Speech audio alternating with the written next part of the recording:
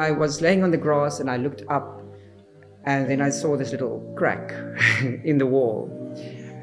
And I was looking at it and then I was very deep into philosophy and I was literally like, you know what? If I have a company one day, I'm going to call it Kraak, which means crack.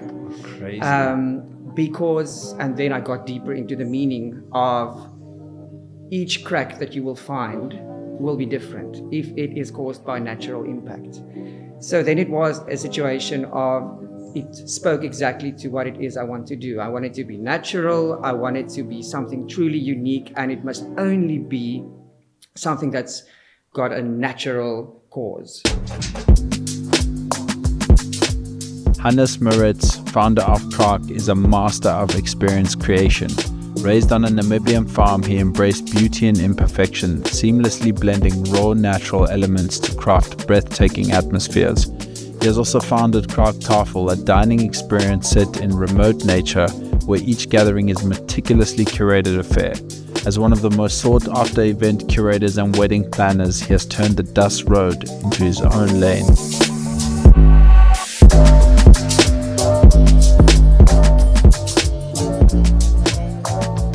Heavy is the head to wear the crown. When I take the crown off, I put it on ice. When I look at your page, it seems like you do quite a bit of things. Yeah. If you're in some sort of professional setting and someone were to ask you what you do, how do you best articulate what you do? So we create experiences. Yeah. So we actually started with weddings. So the thing is with Kraaktafel is something that actually came 8 years? Wow, 8 years is it that after long? Kraak started. Wow. So Kraak originally started as an event company, my event Yes. company. And then we started Kraaktafel only 5 years ago, COVID. We did the first one just before COVID. Crazy. And then we had to leave it, of course, for a whole year. And then we started with it again. But a lot of people know us actually through the Kraaktafel, Amazing. because that is the first public thing we did. The rest was always exclusive, like for private events. And for people who don't know what it is, what is Kraaktafel? So Kraaktafel is our way of putting something out there to say, this is what events should look and feel like. That is our approach. So the Kraaktafel, we work with a lot of sensories there. So we went back and we said, okay, great. We want to create something where we put someone in a place where they're kind of vulnerable and they can go back to basics, because in today's life, when you go to a restaurant or an event, you're overstimulated with tech and all those things. So we wanted to create something that looks like it's completely remote. So that's also why the approach is to make you feel like you don't know where your food is coming from. It's just you. So what we do with that, with the Kraaktafel, is we let people experience all senses. So we curate our fabric in a certain way that it feels a certain way. We curate the smell. We have a certain smell that we developed for it. The menu, of course, is very specific. The wine is very specific. The music is very specific. So it is a curation of what we want to put out there. And that way we attract the right clients for our weddings. And those, Amazing. Okay, so there's Kraaktafel. What are the other sort of high-level entities that are within the business? So Kraak is the umbrella company, which Yes. is the exclusive event company. We only take a limited number of events per year, and we work exclusively for private clients. So that's mainly weddings and then events where we collaborate on. So that is the umbrella company. And then under Kraak, we have Kraaktafel, which is a division of how we kind of put ourselves out there. And then we have KRUIJD, which is our rural retreat, the farm, which is also a hotel. And then we have another new one called Capsule, which is now feeding all the other events, all of them spelled with a K, in case you were wondering. So Capsule, we create items with collaborators. So we have clay products, we have clip products, we have a big range, and then we feed the Kraaktafel with that. So the fabric elements and the bags we have there are made from previous Kraaktafels, tablecloths. So it's like there's a story to it, and it will then say it's from this date, and there will be a wine stain on it, and it's someone's wine stain. You never met that person, but you have the bag. So Capsule is now the new division feeding into all of it. So we all our events we do custom, so we always make something custom. So now we will develop a pot or something, and it will form part of our range, the capsule range, which we only produce like a small number of items. It's brilliant, man. It's brilliant what you've been able to put together. Just the curation and the attention to detail, your understanding of, all these different elements that make a great event a great event. And it's so exciting to see, I think this is why I'm so excited to have this chat, because it's so great to see someone transitioning from a service-based business of like, okay, we'll service your wedding or whatever, to throwing their own event. Yeah. And it's so incredible what you've done with that and how you've built it, and just the excitement you've built on socials and just the aesthetic of the whole thing. You've really got a really, really keen eye, and you really get that sort of attention to detail. Oh, thank you. Which tells me now, okay, how do we now, if we're watching like a documentary, let's say on Kraak, right? Yeah. And it's on Netflix. Yeah. And then that logo goes boom, boom. And then how does your documentary open? What is the beginning? If you can give us some early context of your life, parents, and I would imagine it would be some sort of an origin story. Yeah. To give us the early context of who you are. Could you take us back and paint us that picture? Yeah. So there is a very big story. So it will definitely open with open Kalahari dunes, and that is where I grew up. So I was born in Namibia on a farm. So I was there until I was 9 years old. Then we moved to the Northern Cape. So, but literally just across the border. So I grew up on a farm, and then in the Northern Cape in Kakamas, a town called Kakamas. Okay. So there's nothing there, really. It's extremely hot. And there's just open fields, and there's just bushes, and there's grasses, and there's clay, a lot of clay and sand and mud. And when I grew up, I always but there was nothing on the farm. We didn't have friends close by. We didn't have technology, anything. I'm not that old. Technology did exist, but but we just didn't have it. We really had a slow life.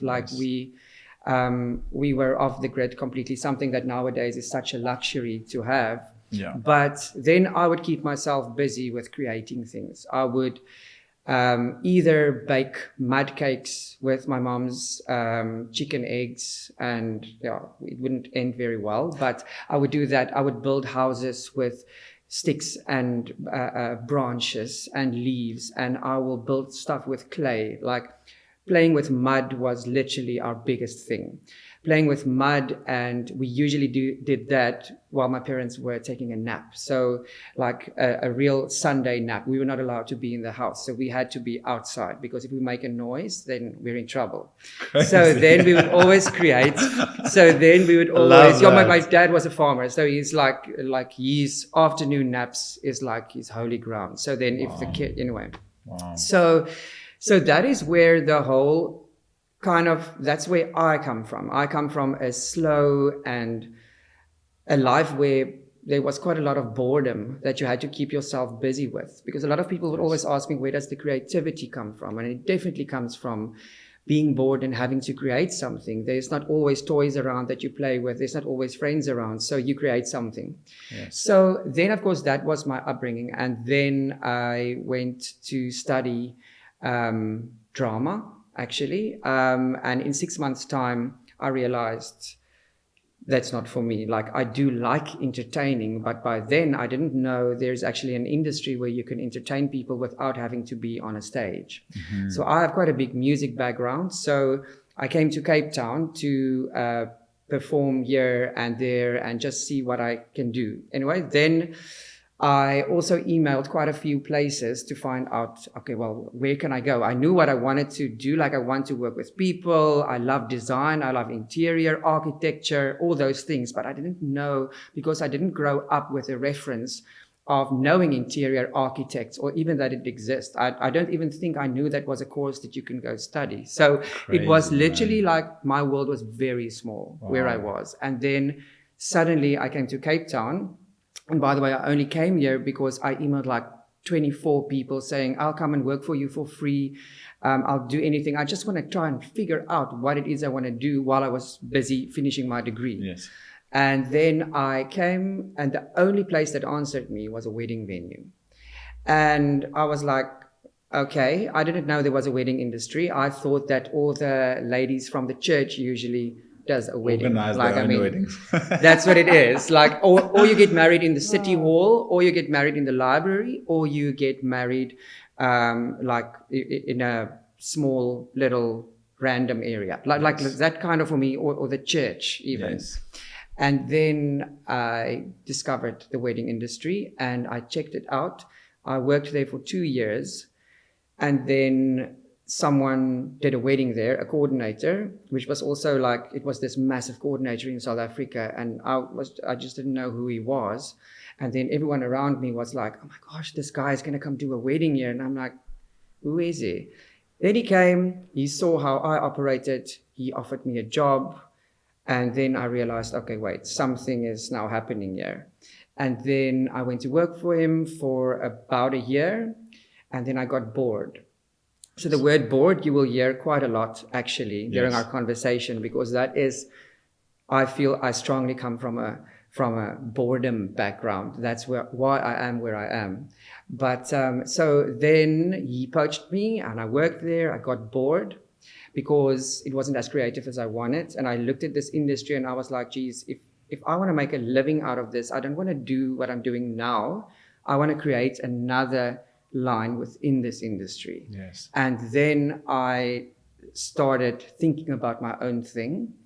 To reverse a little bit and go back a little bit, during the time I worked at this wedding venue in Wellington, Yes. I had a friend there, and one evening we had a bit of wine and we were on the grass and we were sitting there talking about our future plans. And then we were talking about, one day, what do we want to do? And if we have our own business, what will it be? And what will we call it? And we got very philosophical, very. Yes. And I was laying on the grass and I looked up and then I saw this little crack in the wall. And I was looking at it and then I was very deep into philosophy. And I was literally like, you know what? If I have a company one day, I'm going to call it Kraak, which means crack. Oh, crazy.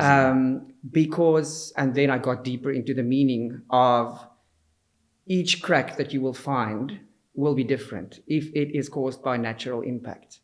So then it was a situation of, it spoke exactly to what it is I want to do. I want it to be natural. I want it to be something truly unique, and it must only be something that's got a natural cause. Wow. So then we started with that. Then I went into the Leonard Cohen song of, there's a crack in everything, otherwise how will the light get in? Yes. So then I started thinking about that. But everything was then kind of set aside. I never thought about it again after that evening. And then when I left the coordinating company that I worked at, then I was like, I'm ready for this. And then I started Kraak. How old are you? I was, this is 15 years ago. I was 24. Okay. So you take that leap, you go, this is Yeah. it. I'm going to do this. I was like, I'm going to do this now. And then my friend who was laying with me on the grass, her mom, actually, she was like, whenever you feel like you're not going to get through the month, you just let us know, because it was literally starting on a zero. And then I started, and I don't know how it happened, but suddenly people just started phoning and saying like, when you were still with that coordinating company, you did my daughter's wedding. My other daughter is getting married. We phoned them. They said, you're not there anymore. Will you do her wedding? And I'm like, okay. And then I didn't tell anyone about Kraak. I just told them, fine, I'll do it. And then I would pitch crazy things to them, because things that I thought, if I can do this, then it's right. So I already, without knowing it and not having the knowledge then, I chose my clients. And I decided, okay, great. Well, I'm going to pitch to them that I want to only use rocks at their wedding and pack everything full of rocks. And they must just love it. And then they're like, oh my gosh, okay, well, this is cheap enough. So, I mean, he's picking up rocks and putting it on the table. And then I went on, and then I would add twigs, just as I did on the farm. And I would go like that. And sometimes I would go completely conceptual. I remember specifically there was this one wedding I did where I promised someone that I would take the whole white venue and stick stripes of vinyl stickers over the whole thing so that they can feel like they're sitting in this crazy area. I said yes, but I didn't realize what I was getting myself into. So it was literally, if you calculated all the stripes, it was 1.7 kilometers of stripes. I didn't get anyone to stick those to the floor and to the ceiling and to the walls at all. But I pitched it, and they took it and we executed it, and that definitely became one of our first big weddings we did. Wow. And then from there, the more I got involved with design and having like meeting the right people and knowing that, oh my goodness, there's something bigger happening. Then I developed more and more conceptual elements, and also talking to people and saying, this is what I think we should do. They'll come to me and say they just want red roses with some tulips with it and a diamond here and there and a pearl, and I'll just be like, no, you can't have that. We're going to do this. In the beginning, the bride would have been mad, but or angry, but then later it became a product, which was amazing. And I think, so it's a very long story, but I think, Go ahead. But I think what is amazing is that we went into a certain direction, and just when I felt that we might become commercial, because that was my biggest concern, is you want a lot of clients, but you also don't want all of them. Yes. Because you want to have this exclusive offering, but beggars can't always be choosers. So it's a very thin line. That is basically when the Kraaktafel was born. When I came to a point of, oh my goodness, I've done the sister's wedding, the niece's wedding, everyone's wedding, and it's going to become like people are going to say, no, I can't let him do my wedding because he did my friend's wedding. I can't because the community is also not that big. But it's crazy that you're consciously like thinking about that. You know, I think a lot of people will just go, money's coming in. That's not even a thought, you know. So that says a lot about you. No, it was, and I think that is, I don't want to say it's my biggest downfall because it's actually a blessing, but I always think about the money lost. Maybe I would have been living in a much bigger house if that wasn't my approach. But the thing is, we really get to create new things and what we love every single day. And that is, like I said, when we started the Kraaktafel, to say, okay, just before it goes too crazy, this is our direction. And we still firmly believe in this direction of the simplicity, but extreme quality and extreme elegance and professionalism and design curation.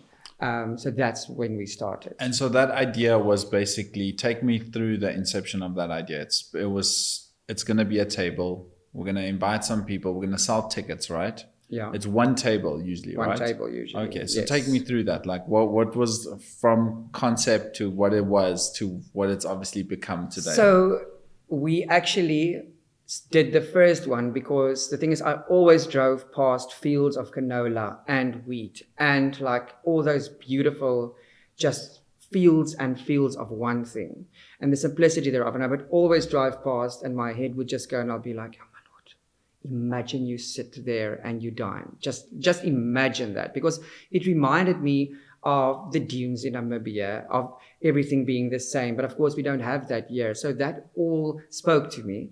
And then I decided to do a test. And we did our first Kraaktafel where I invited people from the industry to say thank you for all their support for the past 8 years. Yes.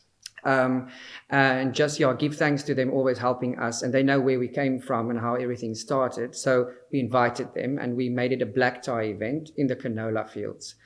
But we decided to go back to basics. We didn't want them to, because the brand grew, we were like, people are going to expect they're going to get there and it's going to be almost over-eventified, if that's even a word. Yes, but it is... It's overproduced. I know what you mean, Yes. So then I decided to have them dress in black tie, all in black, come in the middle of nowhere, and we did a spit braai for them. So we actually had someone who did a spit braai with like the red noodle salad that you get and all those.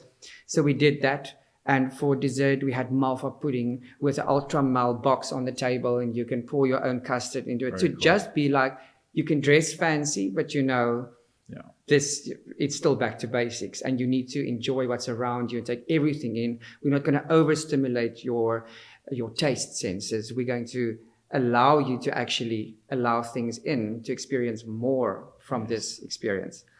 So then we did that, and we posted a few pictures. And then it went a little bit ballistic. Yeah. Then people were like, oh my gosh, can we attend this? Then I didn't know what to cost this event at. Just before we carry on, what challenges did you have with that first one? I mean, were like bugs an issue, or like was what were some of the things that you maybe didn't expect? So with that one, wind was an issue. Okay. So it was so cold. Okay. It was extremely cold. It was in September. I'll never forget it. I think it was the 5th or the 6th of September. Oh, yeah. And it was cold. I mean, we were outside, exposed in nature. So I didn't necessarily think, because it was quite hot that week, so I didn't expect it to be that cold. So by then we didn't have the thoughts of, oh my goodness, we must always have blankets. We must always have heaters around a corner somewhere. We didn't have that. Okay. So again, luckily, because my suppliers were at that event, I went to one of them and it was like, well, you found the warehouse and send us heaters. We need heaters. And then they sent heaters, and the evening continued like till 2 a.m. in the morning. Amazing. It was absolutely incredible. But bugs was not an issue. Bees was not an issue. Bees was an issue at one of our recent tables that we didn't expect it at all, because it wasn't close to any environment where we saw bees. But anyway, no injuries. Yes. But yeah, that one had the wind challenge, I remember very well, and the cold. Okay. That was quite hectic. Okay, interesting. And then, so it goes on social media. It goes absolutely insane. Where to from there? So then it went crazy. Then I had to start doing some research on public events. Like, I mean, I can't just host a public event. I need to find out what permissions I need to get, all of that. So then we went through all of that, and then we had to advertise. And then I was like, but what do we charge? And usually I'm not that person that works out the costing to the T. I'm like, what would I pay if I go to something like this? Like, what do I think is reasonable? Yes. And then we did a price, and it was completely underpriced. Like, we paid in so much money because we wanted to give the best. Like, we wanted to really make it an experience. And it was worth the investment in the end, because everything that we put in so far at the Kraaktafel came back double, because it became really something that people love to go to. There's so many elements that grew from it. But so then we started with that. We put it on social media. We sold out in the first 2 weeks, and the event was only 6 months away. So that was a very good sign. And we wanted to see how that one goes. And then we started to say, okay, great, we're going to do one every season. Amazing. Then we started with that. We experimented a little bit with the number of guests, because we were looking for that golden number. Yes. Because with our suppliers, it was only 80 people that we had. We made the table longer because we had a lot of decor on the table, and we packed the plates out on the table. So it made it look longer. Okay. And then we pushed it. So then we opened up for 120 people, and it was sold out. Then we opened it up for the next one for 150, and it sold out. And then I kept going. Ticket price, more or less? So the ticket price started at 650 Rand per person. Yes. Which didn't even cover the costs of the food. And the rest of it was all suppliers who attended that one that just said, we're sponsoring this, we're sponsoring that. Amazing. And then very quickly we realized, but we can't do that. So then it went to 950. And then very quickly we started jumping, because we had to, because the expectation grew. Gotcha. Not because we wanted to start making money, because up until today, it's not actually about a profit for the Kraaktafel. Yes. So then we started upping the price quite a lot. We are now actually, so our recent ones was 2,950 Rand. Yes. And now we are on 4,250 Rand. Crazy. Per ticket. And you were telling me earlier you were on 150, and then you were 150, experimenting with the numbers. Goodness. Yeah. So we did 150, and then I did this massive jump to 250, just taking a chance, and then everything sold out. And then my whole team was mad at me. They were like, we're now going to have to service all 250 people. That's and crazy. I was like, we can do it. Anyway, and then we did it, and we did definitely have glitches, not going to lie. There was definitely some glitches of the quality did go down a little bit, which was very concerning. And we slowly but surely had a lot of, we took all the feedback that we got from people. That was most of the time, luckily, put in a very nice way to say, this is incredible, but I would say, let's do this or that. So we had a lot of input from communities that really support us. And then I went further and I opened it for 300 people. And then for 4 of our Kraaktafels, we were sold out for 300 people. And at the last one, I realized, even though we can do it, I showed we can do it now, I still feel the quality and the intensity of the experience is going down. And then I took it now back to 150. Okay. So it's 150, Amazing. more expensive, but a much more curated and considered experience from the minute that you get into the shuttle until you leave again with that shuttle. It's much more considered now. Amazing. Okay, and tell me about, I mean, my event brain's just going crazy here. So like, I mean, even though the number of people isn't that crazy, it's like still a lot of, I mean, you're going to have to pull ablutions on site. You've got to build a kitchen, I'm sure, on site to make sure the food's ready. You've got quite a bit of infrastructure, I can imagine, for every single event. How long does it take to set up? We start on the morning of the event. You're joking. Most of the time. We start at 6 a.m. in the morning. That's and crazy. The event starts at 6 p.m. That's crazy. Because most of the time, we can't do the day before because there's always either rain or wind or something. And because everything is outside, we can't set any tables because there will be dust on all of the plates. So we need to just plan it super carefully and the timeline to be like, you arrive now, you arrive now, you arrive now.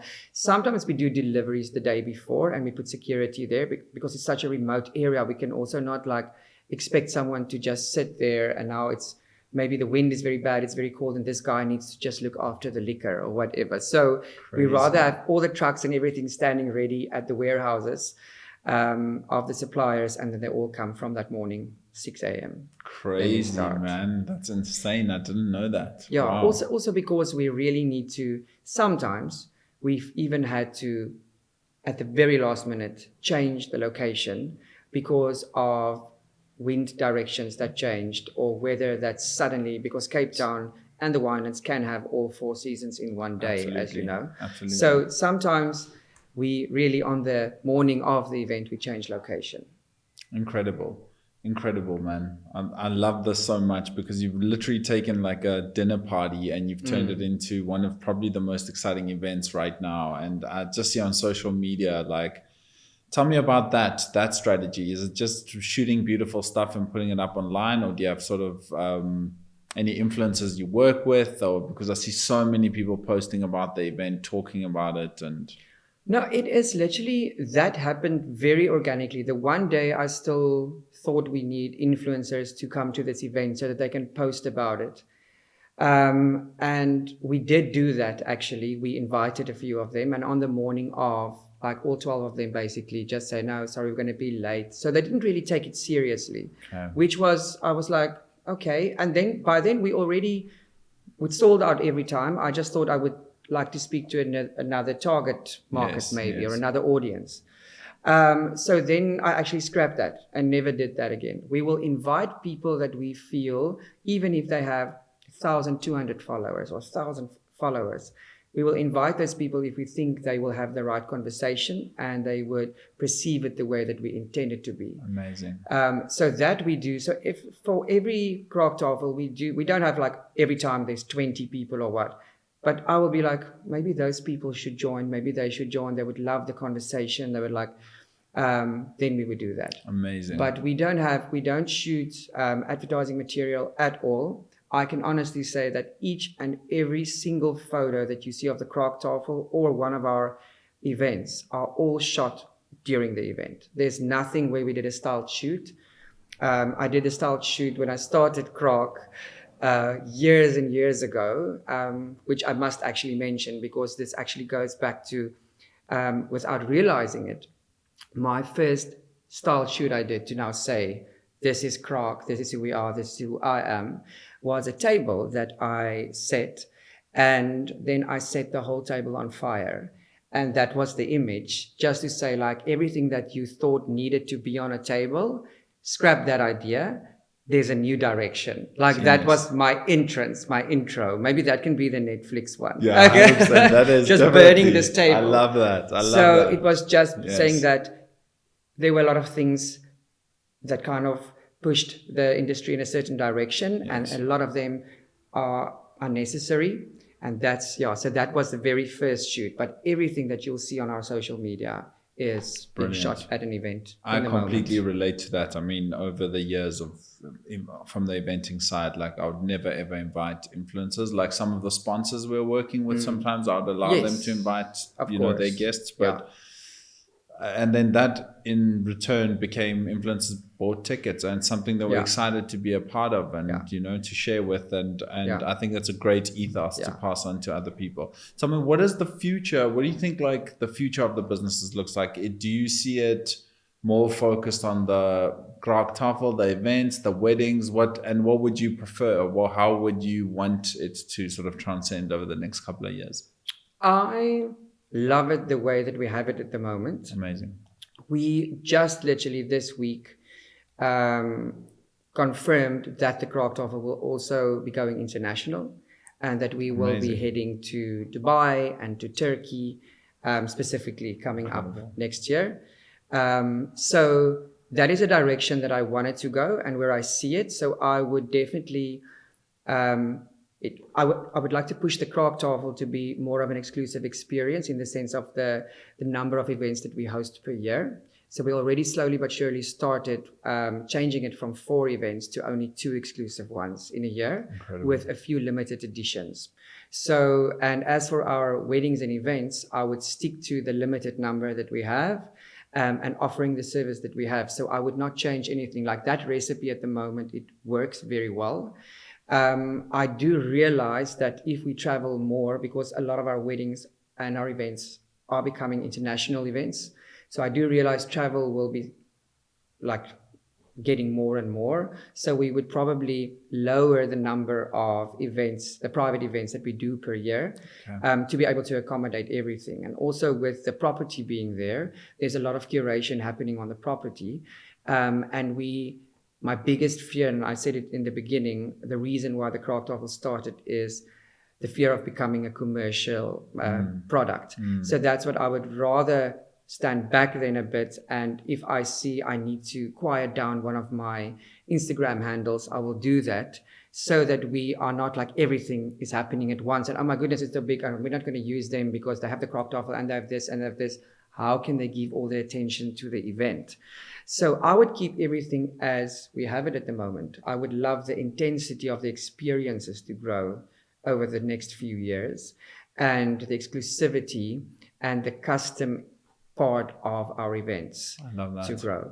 I love that. You're even curating your sort of effort between companies, man. It's genius. It's so brilliant. It's such a great lesson for other people throwing events. There's seasons and everything, and learn when to pull back on one, learn when to get more aggressive on the other, and who you take on and how you take on. And it might not make sense financially in this immediate, but on the long term, it's going to make a lot of sense and a massive impact.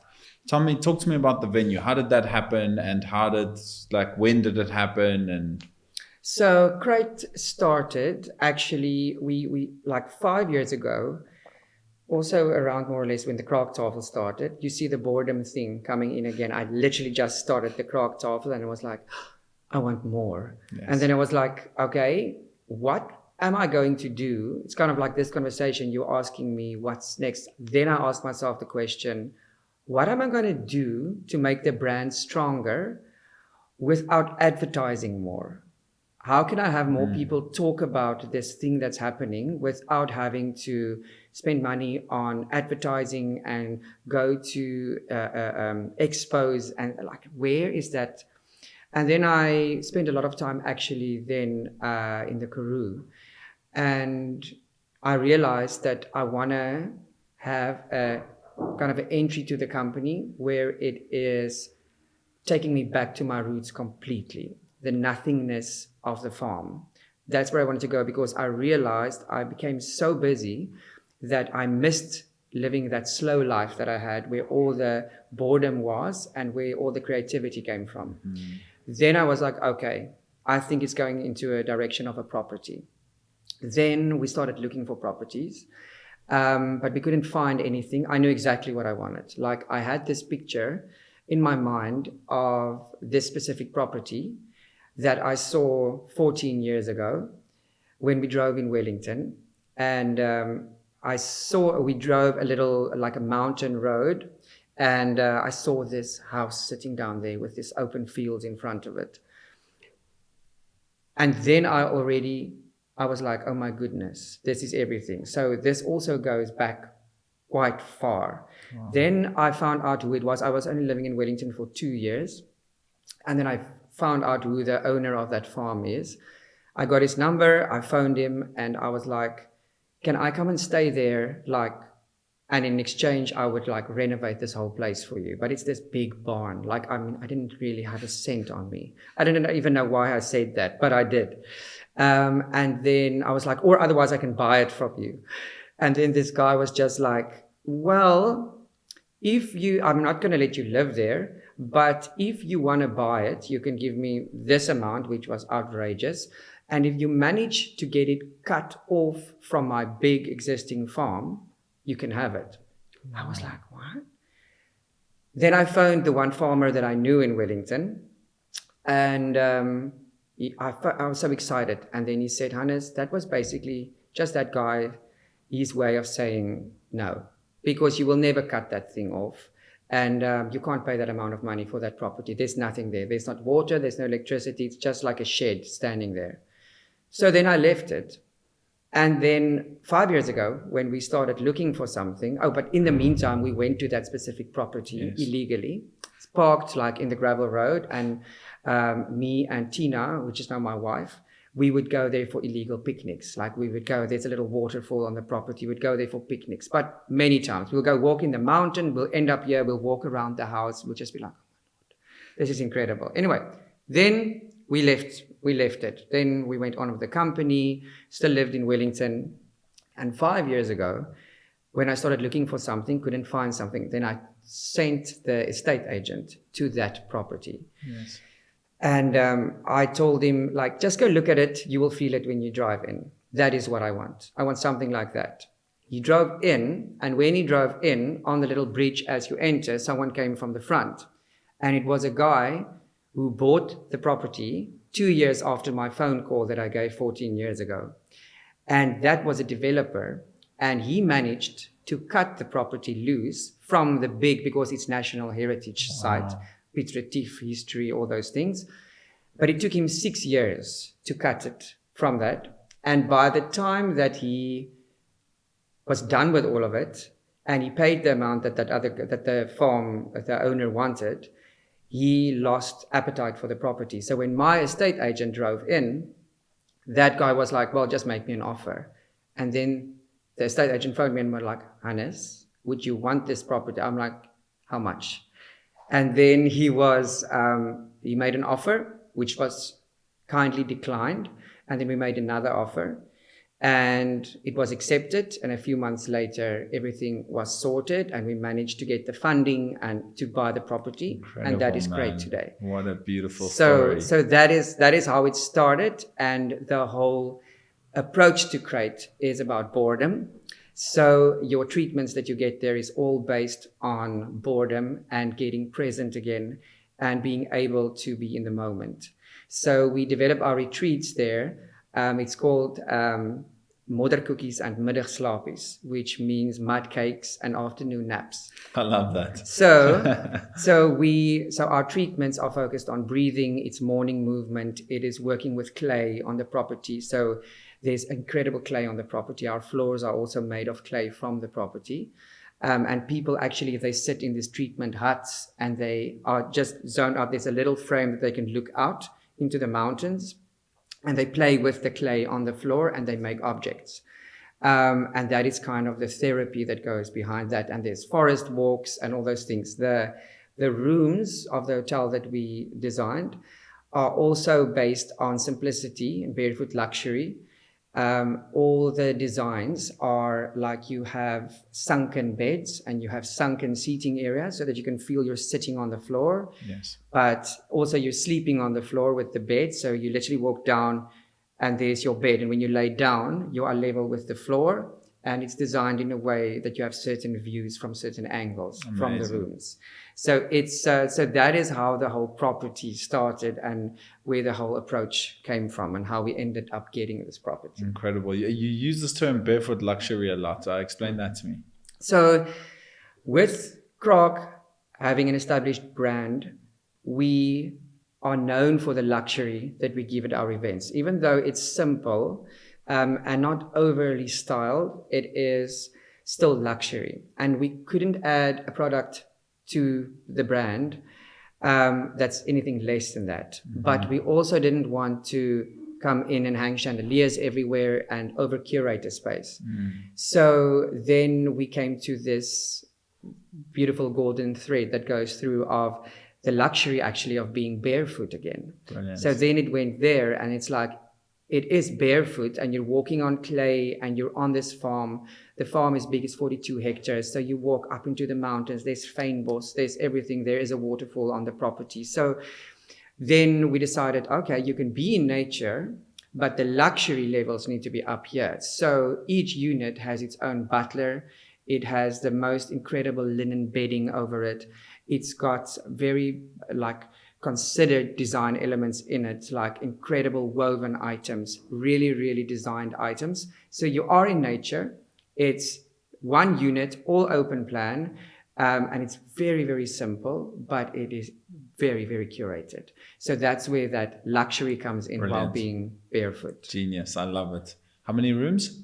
6. 6 rooms. Six and rooms. how far is it here from Cape Town? So from Cape Town, it's a 45-minute drive. 45 Yeah, minutes. 45 okay, minutes. amazing. Yeah. Amazing. Jeez, what a brilliant story, man. I love that. And just what you've been able to do with that is incredible. Tell me, we're going to speak advice now, right? Yeah. So, and I'm going to start twofold. I'm going to start with, if someone is entering somewhat of a journey similar to yours, whether it's an event planner or events, what advice would you give to, let's say, an 18-year-old version of yourself? I'm going to start there. And then the second part, I would love for you to give me, what advice would you give, like myself, just got engaged, Yeah. my beautiful fiance, what advice would you give to some newlyweds in terms of just stepping into this Process. Yeah. Exactly. So for the 18-year-old that wants to start something, I think it's a big ask maybe to say this, but it is just like, you need to just start, and you need to decide now already who you want to speak to and who you want to spend time with. It's kind of choosing a friend. Like, you need to decide who you want around you and decide that, and then start the direction of a company like that or like this. It's like that intention of, people always ask you, specifically when you're 18 years old, they'll ask you, so where do you see yourself in 10 years or what? You can't answer that, but you can at that age already say who you almost want around you. Like you kind of know your people. And if you create your community, then you shouldn't be bounded by, I need to go into this industry or this industry, because the event industry itself is so massive. There's so many different elements in an event industry. It's not what it used to be like if you are in eventing. And I know this happened quite a lot in the beginning when people ask me, what do you do? I'm like, no, I do weddings and events. They're like, oh, are you a caterer? Because the only supplier that people 100%. Connected to it was a caterer. Yes. And then that's definitely what I would say. Decide who you want to surround yourself with. And then you go, and it will take an organic path of where you're going to head with that. That's so powerful. That's such great advice. I haven't heard someone say that before, because you're basically saying, instead of worrying too much about what the business is going to be, worry about and think about the people you want to have around you, and start there. And I love that. That's so genius. Yeah, because most people in the event industry, you need to absolutely love it if you want to work with that hours. 100%. Like, you need to, like, everyone that I interview that joins the team again, the first thing I tell them is like, do you love it? Like, not like, oh my goodness, it looks like you're so successful and you drive this car and you do that. I want to, like, do you really love it? Like, do you know what it takes to serve someone? Because those are the biggest things that you need to love. And then it gets to that cliche thing of, if you then do what you love, then you don't work a day in your life. You definitely do work, but the love actually grows with it. Yeah, and it helps you break through those most toughest moments, right? Yes, 'Cause absolutely. Like you're in something you actually, Yeah. I love that. And then so the advice you would give to someone stepping into this beautiful world of engaged and process into planning. So my advice would definitely start with thinking about what it is that you want to experience at your wedding. Like that is kind of the first discussion that a couple must have, to be like, okay, because sometimes people have unlimited budgets, sometimes they work on a very tight budget. You need to be like, okay, what's true to us? What do we want to offer? What are the pictures that's out there? I've checked, because a lot of brides, it's very normal. Like once you get to the direction of potentially getting engaged, then you spend a lot of time on Instagram or on Pinterest, and you get all these ideas. And by the time you get engaged, you're so overwhelmed, you literally have no idea where to start. Because now it was this big thing, and suddenly it's in front of you, and you're like, okay, but where now? Yes. And the best advice I can give there is to establish first, have a few days, talk about what you want to experience and feel, and how you would like your guests to feel when they attend an event like this. It can be big, it can be small, but it needs to represent the two of you. So that's the most important thing. So when we start our consultations, usually with our couples, we ask them, how did you get engaged? How long have you been talking about getting engaged? Like, we sound like psychiatrists, but it is so important to know what, it's not a corporate event. It's one of the most personal events of your whole life. You need to know what you want to feel like, and then we can create something. We are a very strong aesthetic company, but that all comes from our clients. When we talk to them and they're like, we want our guests to experience this, we want to feel like this, then we're like, okay, let's tap into our sensories. And we're like, okay, great, let's design this, because different things make people feel different about different things. So that's my first advice. And then my second advice would definitely be to first talk to someone in the industry without starting and just booking things left and right. There's a massive, massive world out there of people that unfortunately take a lot of chances. And when you say the word wedding, everything escalates. That's crazy. Yeah, no, we've realized that. Definitely. Yeah. So that is the thing. And you don't necessarily have to book a planner, but book a consultation. It's like when you go for a wedding dress, you're not going to go to a designer because you're going to use their dresses. You're going to go there to try it on, to see what fits with your body type. So same with a planner, go there in the beginning so that you can see and have someone who has experience in it explain to you what everything is about, and tell you, like, listen, yeah, it's not only about the venue and the food and the drinks. There are elements behind all of that needs to be considered for you to feel the way that you want to feel. So that would definitely be my two biggest advice points. I love that. So I'm just going to check what other questions I've got here for you. How many weddings do you do a year? 30. 30. Yeah. So we do 30, we say 30 weddings. Sometimes our weddings are 3 days long. So then we would be like, okay, now we're only going to do 28 weddings, but one of them will be 3 days long or what.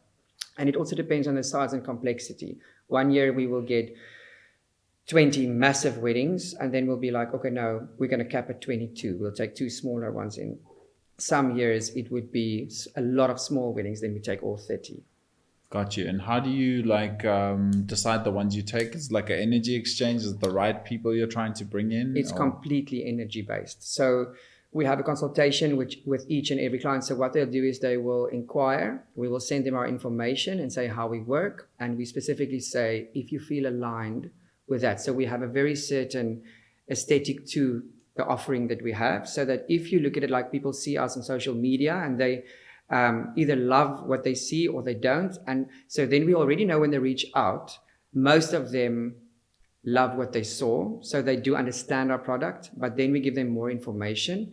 And if they're aligned with that, and we kind of give them an idea of what it potentially can cost, because that is usually quite a big thing to be like, I love that, but people don't know what weddings cost. Like, they need to be schooled. Otherwise, how will they know? You don't get married every day, luckily.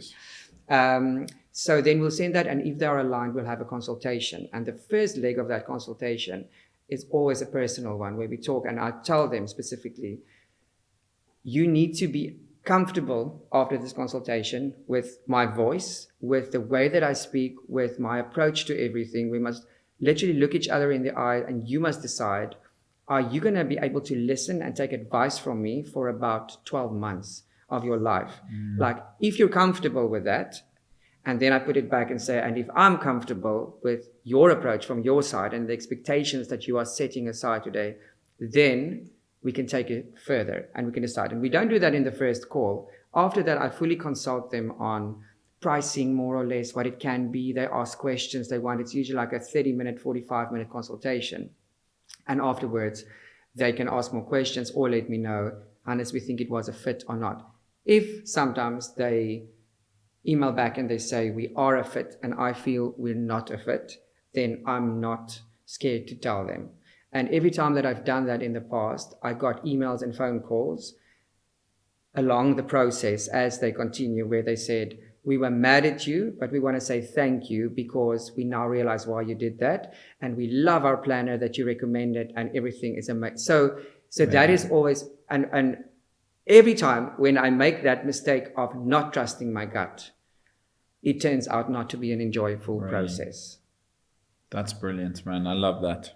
That's such great advice. I think it's just trusting your intuition of the people that you're with and surrounded by. It's a energy exchange at the end of the day, putting on the event and going on this journey together. So for that to be aligned, I think is very, very important. And the journey is as important actually as the wedding day. You guys will also see it now. It is, if that's not enjoyable, there's no way the day will be enjoyable. Absolutely. At all. Absolutely. Anything else from your side, Hannes? No, I think you know my whole life history now. Like I think you know yes. more than most people out there actually, because you. We of course do get a lot of people, especially people who always ask, where does the name come from? Yes. Or like, where does the creativity come from? And you don't always get the platform to tell them this is where it comes from, because they just like, they just think with today's life, having so much stimulation from platforms of people showing it, they're like, where did you see that? How did you do that? And to honestly tell them that I do not have a Pinterest, and that I really walk around, and while I'm talking to the client, we think about these things, and we connect with the client. That is really how we operate. So thank you for this. Brilliant. No, absolutely. And I think this is the beauty of, sometimes TV interviews can be 15 minutes and they're just trying to get in all these in a 10-minute, 5-minute slot. They're trying to get everything in. Where here we can really just take our time to express our ideas. And absolutely. And from my side, I just want to give you your flowers, man, what you're doing and your taste and curation and just the care you put on every little detail, from social media to, and so great to meet you, because everything makes so much sense now, and you give so much great context to the incredible work you're doing. I think it's just the beginning. I think we're going to see you do some incredible stuff. I'd love to see your take on a music event. I'd love to see your take on a whole other different event. I think you just, you get it, and you're so original. And you're undoubtedly one of the best we have. You bring art into, putting a wedding together, which is so incredible, and putting a dinner table together. You bring this art into that, and you express yourself like no one else that I've ever seen. So it's an honor to meet you. Thank you so much. Thank you for making time. Thank you so much. And look forward to, I appreciate it. We'll do this again, something else that you have going on. We'll just have a sit down. Maybe we do a masterclass on how to put a dinner club together. That's incredible. Thank you. Appreciate you. That was so beautiful, man. That's going to resonate with so many people. Heavy is the head that wear the crown. When I take the crown off, I put it on ice.